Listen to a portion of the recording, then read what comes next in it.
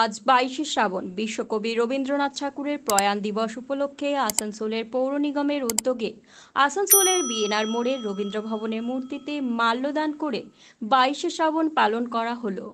এই অনুষ্ঠানে উপস্থিত ছিলেন পৌর নিগমের চেয়ারম্যান অমরনাথ চট্টোপাধ্যায়, মেয়র পরিষদের সদস্য গুরুদাস চ্যাটার্জি সহ অনেকেই।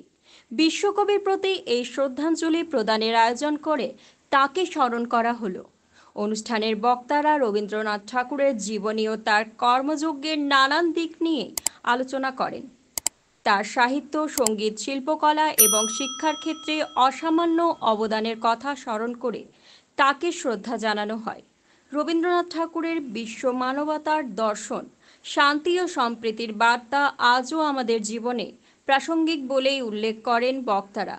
বিভিন্ন সাংস্কৃতিক কর্মকাণ্ডের মাধ্যমে বিশ্বকবির প্রতি শ্রদ্ধা নিবেদন করা হয়।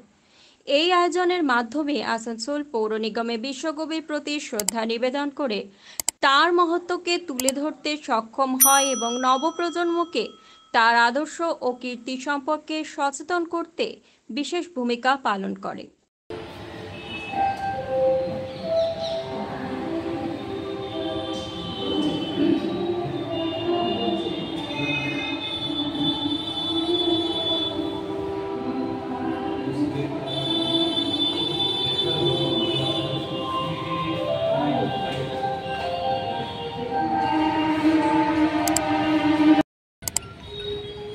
পর্যটী মানুষজন আজকের এই অনুষ্ঠানটা কর্তব্যের মধ্যে পড়ে। পৌর নিগম তার কর্তব্য পালন করতে এসেছে। স্বর্গ এবং পৃথিবী এই দুটোর মধ্যেখানে যে স্তর, সেই স্তরের মানুষ হচ্ছেন কবিগুরু রবীন্দ্রনাথ ঠাকুর। জন্মগত স্তরে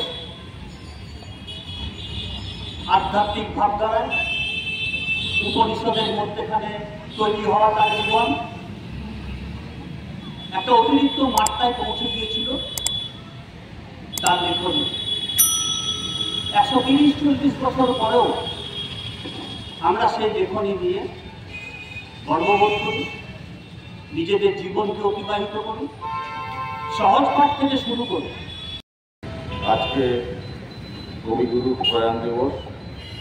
আসানসোল মিউনিসিপ্যাল কর্পোরেশন সবসময় চেষ্টা করে থাকে যে যেসব মনীষী ভারতবর্ষে জন্মগ্রহণ করেছেন তাদের জীবনযাত্রা, তাদের লেখনী, তাদের প্রকৃতি জিনিস যাতে মানুষের কাছে তুলে ধরতে হবে।